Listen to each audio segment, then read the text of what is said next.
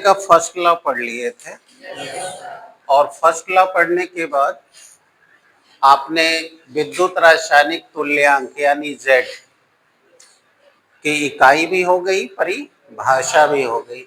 अब हमने हेडिंग डलवाई थी एक अंतरराष्ट्रीय एम्पीयर धारा की परिभाषा।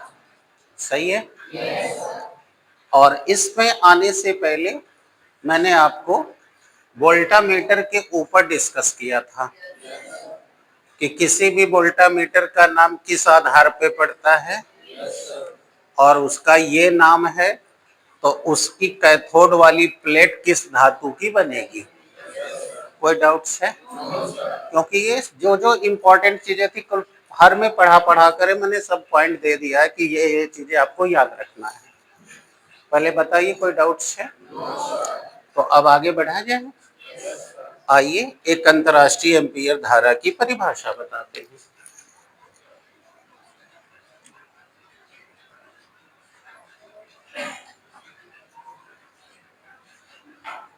एक अंतरराष्ट्रीय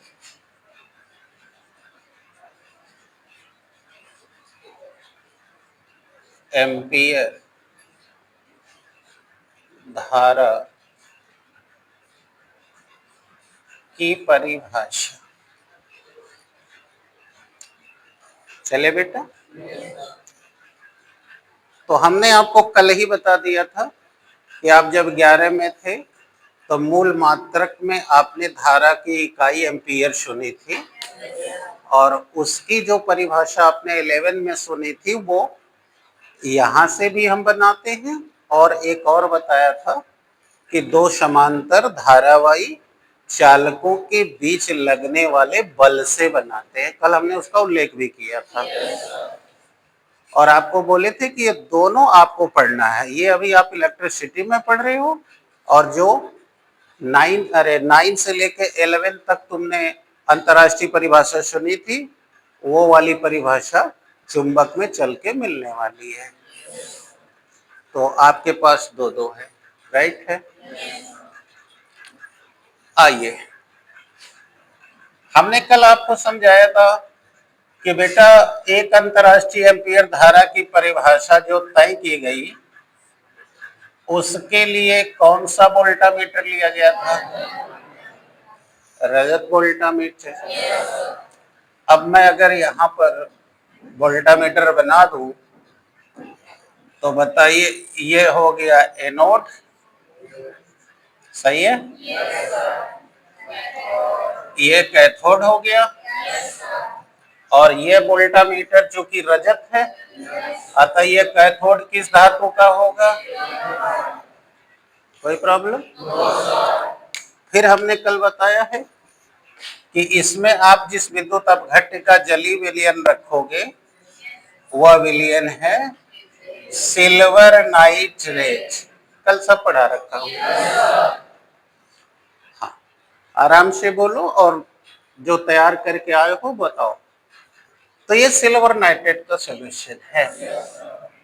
अब हम यहां से मेन से जोड़ दिए तो आपको पता है कि जोड़ते ही यहां से आवेश निकलेगा और जाएगा तो ये सिल्वर नाइट्रेट अपने आयनों में टूटना शुरू कर देगा।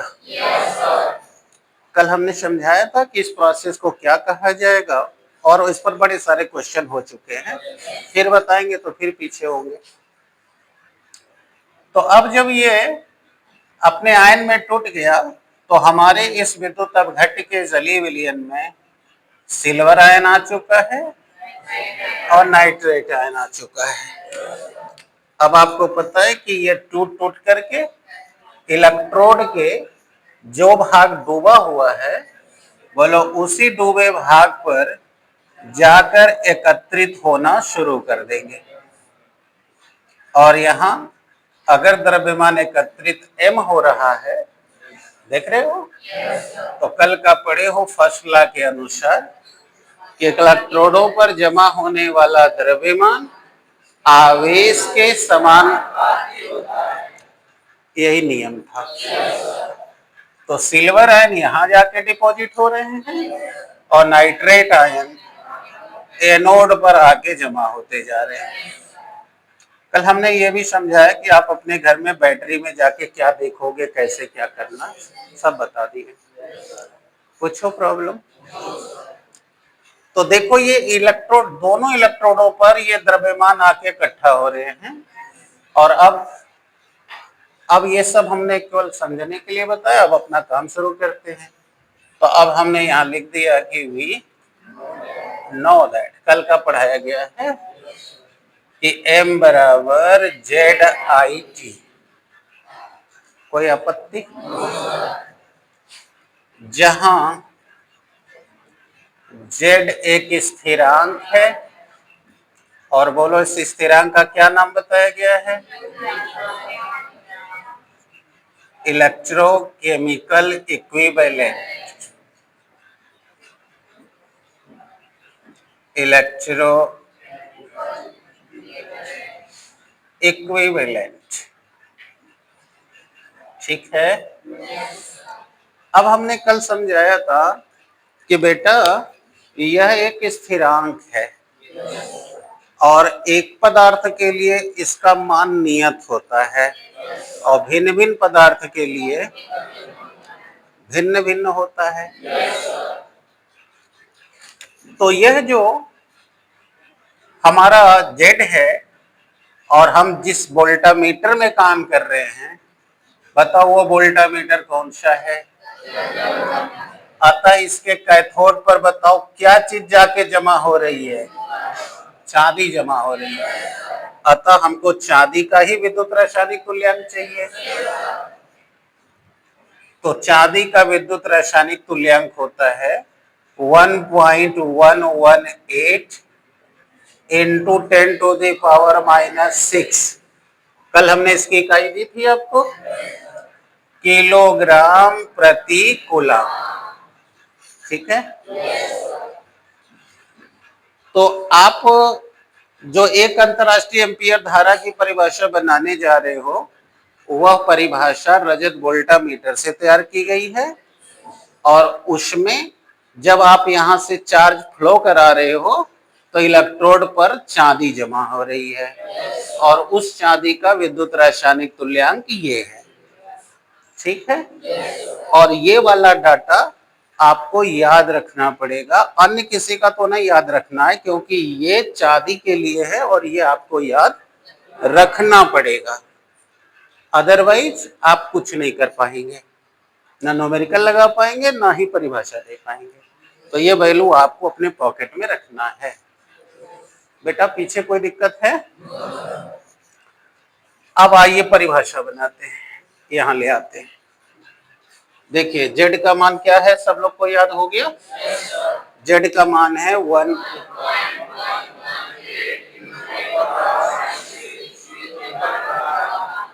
राइट। अब आ जाइए, अब उठा के यहां ले आइए। अब आपको पता ही है कि अब हम लोग हमेशा परिभाषा बनाने के लिए लिखते हैं फॉर डेफिनेशन, लिखते हैं ना। अब आइए बताइए, Z की परिभाषा चाहिए? तो बोलिए Z बराबर, बताइए ये दोनों देखिए बटा के नीचे आ गए। तो यदि धारा का मान 1 एम्पियर रखें, 1 सेकेंड रख दें, उठा के आप पुटअप करिए। कल परिभाषा सी बनाई गई थी ना। अब हमारा सूत्र बता रहा है कि विद्युत रासायनिक तुल्यांक इलेक्ट्रोड पर जमा होने वाले द्रव्यमान के बराबर। अब एक अंतरराष्ट्रीय एम्पीयर के लिए बोलो, जिस वोल्टामीटर में काम कर रहे हो वहां इलेक्ट्रोड पर चांदी जमा हो रही है और चांदी का विद्युत रासायनिक तुल्यांक ये रहा। बोलो उठा के पुटअप कर दें। तो इसलिए m बराबर Z का वैल्यू 1.118 इंटू 10। और अब बोलो द्रव्यमान की इकाई किलोग्राम होती है, तो m बराबर इतना kg। अब हमारी परिभाषा तैयार हो चुकी है। अब सीखो कैसे बोलना है। चले बताओ, तुम सबको याद है ना, यह इलेक्ट्रोड पर जमा होने वाला द्रव्य, बताओ कितना द्रव्यमान जमा करवाना है। अब इसको उठा के ले आओ। देखो कैसे बोल रहा हूं, सीखो। आदित्य, तुम्हारा कंसंट्रेशन नहीं है। रजत वोल्टामीटर में जो बनाए वही तो बोल रहा हूं, ध्यान से सुनो। रजत वोल्टा इलेक्ट्रोड पर, राइट है, 1 सेकेंड में, करा है ना, 1.118 × 10⁻⁶ चांदी जमा कराने के लिए जितनी धारा की आवश्यकता पड़ती है वही एक अंतर्राष्ट्रीय एम्पियर धारा कहलाती है। सही है, क्योंकि फैराडे के फर्स्ट लॉ में पढ़ रखे हो, धारा डालोगे तभी ये टूटेगा, और तब तक टूटेगा जब तक, और टूट टूट के जाके इलेक्ट्रोड पर जमा होता रहेगा। तो हमको यहाँ पर कितना जमा करवाना है, 10⁻⁻⁶ kg। कितने समय में करवाना है, तो इसके लिए करंट चाहिए ना, तो जो करंट चाहिए वो कौन सी है, एक अंतर्राष्ट्रीय एम्पियर धारा। आ गया, सिलेक्टेड लोग बताएंगे, वो हुआ वाला काम नहीं। अब चलो फिर से एक बार बताते हैं, दो तरह से कह रहे हैं। रजत वोल्टामीटर में इलेक्ट्रोड के ऊपर 1.118 × 10⁻⁶ चांदी 1 सेकेंड में जमा कराने के लिए जितनी धारा की आवश्यकता होती है वही एक अंतर्राष्ट्रीय एम्पियर धारा कहलाती है। आ गया, अब मैं उल्टा भी बोल रहा हूं।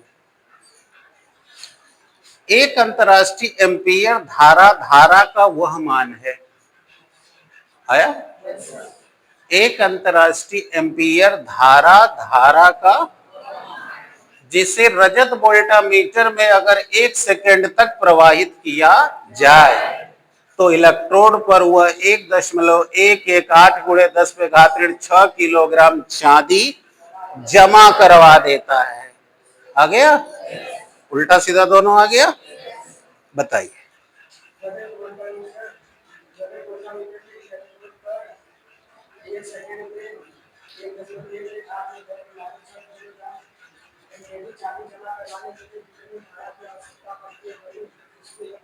एक अंतर्राष्ट्रीय एम्पियर धारा का है। पक्का क्लियर? हाँ रुद्र बताइए।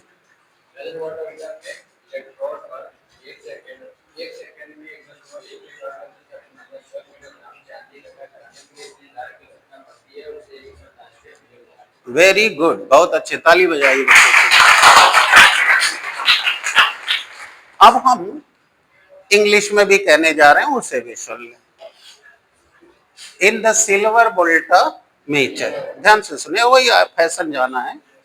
In the silver voltameter for deposition over the electrode the amount of silver 1.118 × 10⁻⁻⁶ kg in unit interval of time, the amount of current which are required is called 1 international ampere current। आ गया, अब कोई दिक्कत है, सबको clear हो गया, बना डालिए। रजत वोल्टामीटर में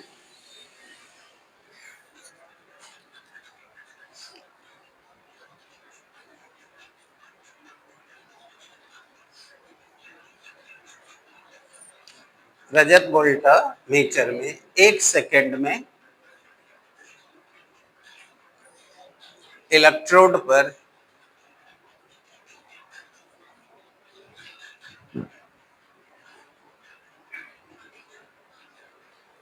1 सेकेंड में इलेक्ट्रोड पर, हो गया, 1.118 into 10 to the power minus 6 kg.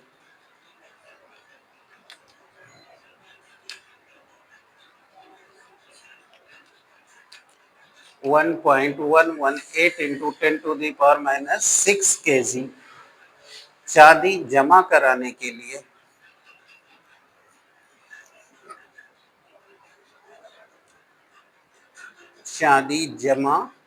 के लिए जितनी धारा की आवश्यकता होती है उसे हम एक अंतरराष्ट्रीय एम्पीयर धारा कहते हैं। हाँ बेटा अपना मिला लो। In silver voltmeter within the unit interval of time, the required amount of current to deposit 1.118 into 10 to the power minus 6 kilogram silver is called 1 international ampere current. उल्टा भी बोल सकते हो, 1 international ampere current is that amount of the current which are required to deposit over the electrode 1.118 into 10 to the power minus 6 kg silver within unit interval of time. आ गया बच्चों? अब कोई दिक्कत नहीं है? चलो अब उल्टा वाला भी पूछ रहा हूं, आप लोग उल्टा वाला भी बताओ। एक अंतरराष्ट्रीय एम्पीयर धारा का वह मान है जिसे अगर 1 सेकंड तक सिल्वर वोल्टामीटर में प्रवाहित किया जाए तो इसके कारण इलेक्ट्रोड पर 1.118 into 10 to the power minus 6 kilogram चांदी जमा हो जाता है। बोलो खुशी।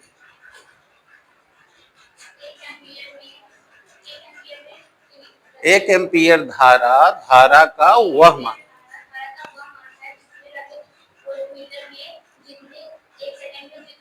एक सेकंड प्रवाहित करने पर इलेक्ट्रोड पर